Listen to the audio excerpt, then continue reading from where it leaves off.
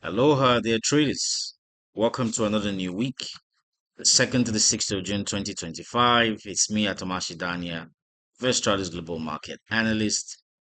So, as always, we're doing our fundamental analysis, and the pairs we're looking at today include the NZD USD, the AUD USD, the Aussie, and the USD CHF. Okay, for crypto, we're looking at Bitcoin, and we're also looking at Ethereum. Ethereum. Now, what do we have for this week? What should we expect? Um, on Monday, we have the US ISM manufacturing PMI data and Fetch Your Power speech due to speak at a financial event. Uh, in that event, we're going to have the perhaps governors of the Federal Reserve Bank or cross board in attendance. So, going to look out. He might say something very hawkish or dovish that would affect the US dollar. On Tuesday, we have the Switzerland CPI data. All right, 3rd of June. Pay attention to that. Increased inflation could affect the Swiss currency. Okay, on the poor side, but decreased inflation could also boost the Swiss currency. Now, U.S. JOLTS job opening is also expected on Tuesday. Jobs data. In fact, this week we have two major highlights, which include the U.S. jobs data and the EU main refinancing rate. Okay, a monetary policy statement. But on Wednesday, we have Australia's GDP data out to be released and US ADP non-farm employment change. So also the ISM services PMI. For this day, Australia's GDP data is quite significant. Of course, we know if you're trading the AUD USD, you want to pay very strong attention to that, ladies and gentlemen. Now, um, the EU main refinancing rate and the average hourly earnings are the two key events for me for this week. Why is that? You want to pay attention to US jobs data, apart from the fact that the NFP, the non-farm payroll, okay, um, tends to affect the markets every time it's released. Uh, in addition to that, we have the average hourly earnings and unemployment rates as perhaps a manifestation of Trump's tariffs in this case, because the fact that um, some companies are starting to come back to the US based on Trump's aggressive tariffs, we could see some impact in the markets if it's significant enough. But the fact that the tariffs on China have been very strong, it also could have a negative impact in the US, being that some people could lose their jobs because the profit margin is not as good as it used to be for the companies. Okay, we might see this, so this might reflect this. So pay attention to that. Now, the EU main refinancing rate and monetary policy is quite important because it's been predicted that the ECB is going to cut interest rates by about 25 basis points. If this happens, we should expect a boost for the euro across all major pairings. If we have an increase, of course, that's not good for the eurozone. We expect either it's going to be stable at what it is, or most likely a cut of 25 basis points. So you're going to be looking at strong bullish positions for the euro, okay, this week. And then, of course, we should keep in mind that Trump's corporate tax cut bill is still moving up the ladder. If it moves up the ladder, then it's good for the US dollar. We could have a strong appreciation of the US dollar across board. Then there's something else to note that I didn't include here. That's the fact that a US court just recently blocked Donald Trump's tariffs and tagged it as the US International Trade Court actually tagged it as what's the key word for that again? Uh, Invalid as contrary to law. Yeah. So this is good for the dollar, generally speaking. All right. And all other major economies in this case who have been suffering from the US tariffs. So um, any changes in this would also impact the US a lot. Of course, we don't expect that to happen anytime soon. It's the court cases. Those things usually take quite long. Now, for Bitcoin and Ethereum, of course, tariff war escalations, okay, global uncertainties, or perhaps maybe even um, the corporate tax cuts moving up and down the ladder in Congress, or anything that could affect the markets majorly, could increase the volume of trades pertaining to Bitcoin and Ethereum or crypto generally speaking. So be on the lookout for that. Now let's go into the charts and look at what the charts have got in store for us. Let's go into the charts and see what we have.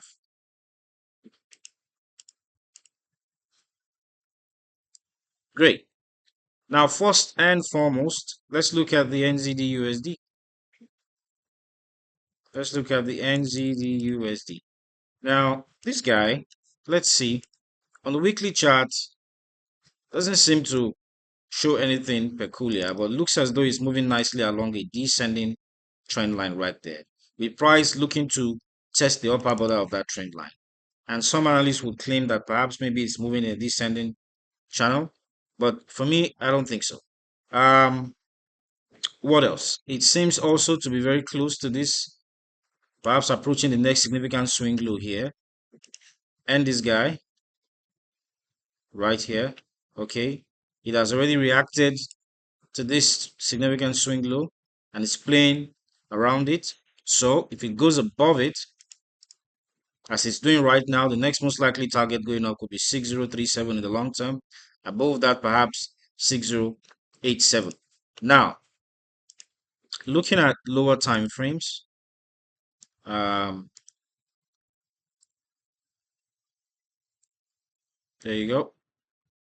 On the daily chart, what do we have? We seem to see price seems to have formed very strong resistance right around here in form of something similar to a triple top, but not a triple top. Okay. So if price breaks past that strongly, just like I said, then there's a good chance that it could touch upon 6087. Okay, 0.60087 right here. But if you want to be on the safer side and you want to be conservative, you could put it at 6065. You could target 6065, which would coincide strongly with this significant swing low here. Okay, and here. Now, let's see what the RSI is telling us. What is the RSI telling us? The RSI is not saying anything peculiar, no negative divergence, no positive divergence. Okay, but yeah, we see some sort of negative divergence right here, indicating that there could be a bearish correction, but again, um, it's going to be dependent on the breakage of a particular support point, which I'm going to share with you very shortly. See that? So, while on price, you can see that a straight line connects all the low, all the highs there. Okay, just to be clear, this is what we have: straight line, but on the RSI, strong negative divergence. So we could see a bearish correction coming. Now on the 4-hour chart, the one that concerns us more, look, price seems to have formed something here. Price seems to have formed something. Let's get that on the road.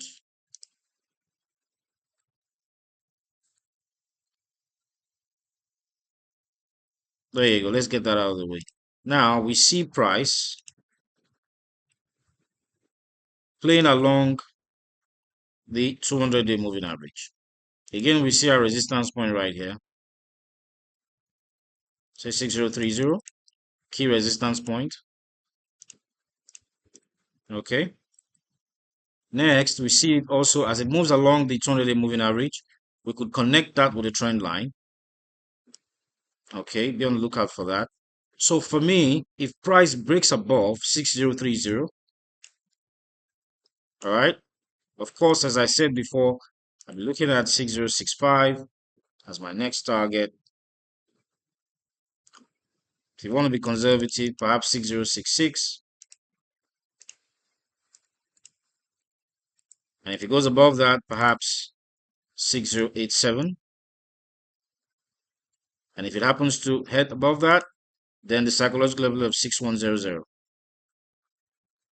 Now, on the flip side, if price happens to break below this trend line, and by breaking below this trend line, we're talking about, let's see, if it breaks this trend line, perhaps talking about this significant swing low right here.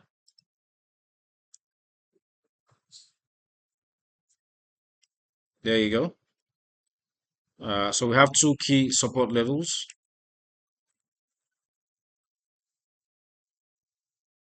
One at 5942 and two being 5922.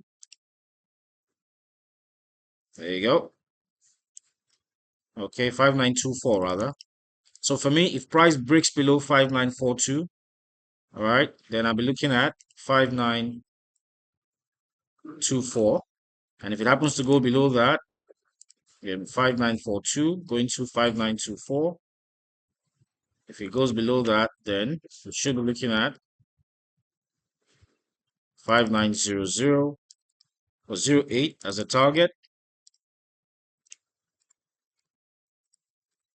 It goes below that psychological level of 5900. It's going to play around that. And then if it happens to experience such volatility as never seen, then we should be looking at 5884 on support. That's that for the NZD USD. Now, in the short term, same NZD USD. Okay. Let's see what the RSI is telling us. The RSI is not showing us any negative divergence. It's not telling us any positive either. So, oh, we have some slight negative divergence right here. If you connect the highs on price and connect the same high, slight negative divergence. Okay, but no specific patterns to form to look at to guide our trading. So I will not take the risk unless I see something peculiar on the lower time frames. Okay, as you can see here, it's moving nicely along an ascending channel, or rather an ascending trend line. Okay, if price happens to break below that, okay, which could coincide with this significant swing high here, then my next target will be the guy below it, most likely 5995, just like I said. Okay, or perhaps scalping. This is if it breaks past 6006, then we're looking at 5995, and below that, perhaps maybe the 200-day moving average, which could be 5989. That's for the NZD USD complete. What am I doing on this guy? Because of the strong bullish outlook, all right, I'm still bullish. However, I'm open to short-term bearish positions. What else? Considering the fact that Trump's tariffs have been blocked, if a break of key support region happens for me, the break of a key support region, which is 5942 happens, then I'll switch to strongly bearish positions. I'm open to short-term bearish positions on this guy, on the NZD USD. Now, for the Aussie, what do we have on the Aussie? The Aussie, as always, has been moving very nicely along an ascending channel, as we can see right there. Okay, it's looking to test higher levels. That's the resistance border of the channel. So for me, right now, if price breaks past this significant swing high, if it goes above it, then my next most likely target would be the psychological level of 6500. It's the Aussie and the Kiwi, they don't usually move so far. So you don't want to give too far, have too far targets or targets that are too far away. If it goes above that, then I'll look at 6514 target level. And if it happens to go above that, then perhaps 6530. Okay, for the NZD USD. Now, we see something similar to a gap. It looks like there's a very nice gap here. And that gap is looking as though it wants to experience a brief retraction. Okay, one moment, please. The gap formed looks like It's about to experience a brief retraction all the way to this point. Something similar to a somewhat fair value gap right around here to 6259. Yeah. So if price in the long term breaks below the support border of this channel, which would coincide with 6400 psychological level, or maybe being conservative, 6431. 6431 is a support level, but the key support level for me will be 6400. If it breaks below that, 6431, then my next most likely target will be 6400. Okay, that'd be my next most likely target. And if it goes below that, and that region for me, that price level is my key support level. If it goes below that, then we're looking at 6371 on the sell, 6371 on the sell, ladies and gentlemen. And then below that, perhaps 6345. But in the short term, okay, what to look at? There seems to be a significant order block level right around here. Here, here, here, here, and here. So if price breaks past that, going down, then my next target level will be 6431, ladies and gentlemen. Okay, that's that for the Aussie. What's my take? Typically, I am bullish up until the resistance border of the channel. Okay, but I'm open to bearish positions at the break of, as I said before, the order block level at 6459 or 6460. I'm open to bearish positions. And because if it happens to break below the support border of the channel, then I'm open to recovery of the fair value gap right around there. That's for the Aussie. Now, let's go to the Swiss. The Swiss seems to be bringing in some nice opportunities right here.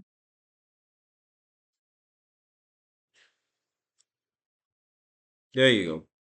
Now, this guy, as I said in previous um, analysis, seemed to have formed a somewhat strongly bearish momentum. Okay, in that bearish momentum, it also formed something similar to a flag pattern. Okay, so you have this and this. Now it looks as though it's ready to test lower levels. It's broken below the support border of the flag pattern, looking to test lower levels. So for me, right now, it's also currently at a significant swing low point, order block level 1, 2, 3. Significant support level right there. Okay. It's broken past that. That's a signal, strong signal to sell. So we're going to give that a typical support line right there. Okay. If as price breaks below that and continues, then my next most likely target will be, and being conservative, 6150. Okay. And if it goes below that, then I'll be looking at perhaps 6100. Sorry, 81 is broken past 8193, which is the key support level. If it goes below that, 8150. And if it goes below that, 8120. And if it happens to go below that, then my next target level will be at the psychological level of 8100. That's for the Swiss on the support end of things. Now, on the flip side, we also see a significant resistance point here, and here. Okay, and it coincides with the psychological level of 8300, 0.8300, right now. If price breaks above that, then my next most likely target would be perhaps 8335, 8335. And if it goes above that, I'm looking at 8350,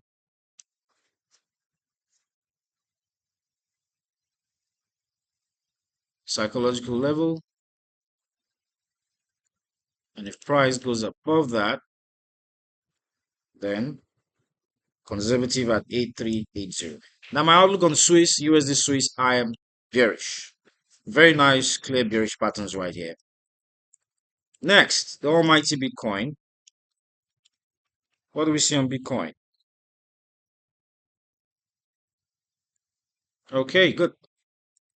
Now, this guy, the beautiful baby Bitcoin, has formed. We talked about this in our YouTube channel earlier. So it broke past the ascending trend line right there. Okay, and it's looking to test lower levels. It hits almost all our take profit points from last week to 10268. Now, in the general sense of things, what I want to see now is this. What I want to see now is this. A break of this trend line right here. If price breaks past that, okay, significantly, I'm going to put my major support point at 10400 psychological level. If it goes below that, then I'm looking at 103.268, below that 102.317, and if it goes below that, perhaps 101.396 on Bitcoin. Okay. It seems like it also wants to recover a fair value gap right around here. Okay, so if price happens to break below that, then it's possible it could touch upon the $100,000 mark, 100K mark right here. So that's that. Now, on the flip side, if it goes above, if it goes above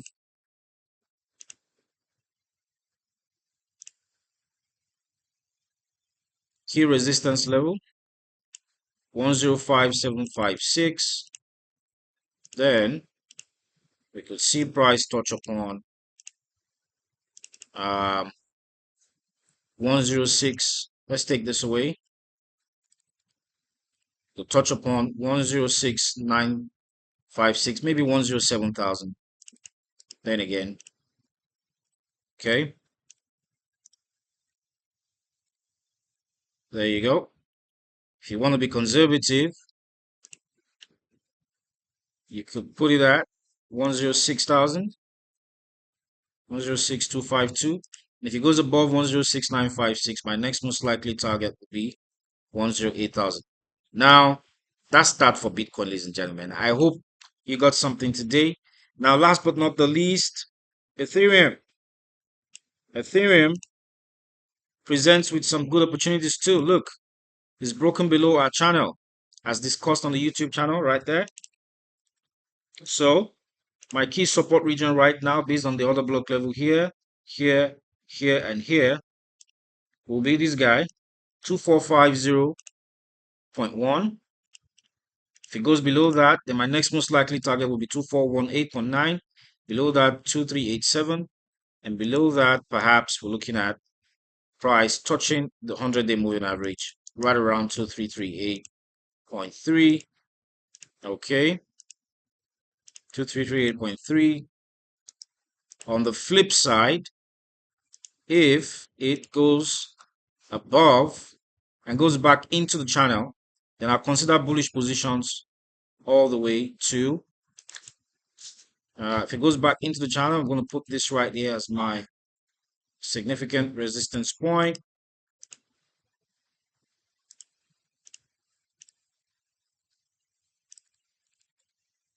If it goes above that, then we're looking at 2598.2. Above that, perhaps Okay, 2650.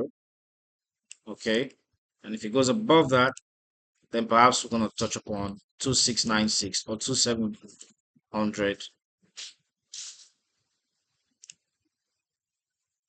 Now, if price happens to go above 2696 or 2650, then my next most likely target will be 2700 on Ethereum. All right, that's that for the weekly outlook. Thank you so much for joining. I'll see you again next week. I'm Atomashi Daniel, Vestralis Global Market Analyst.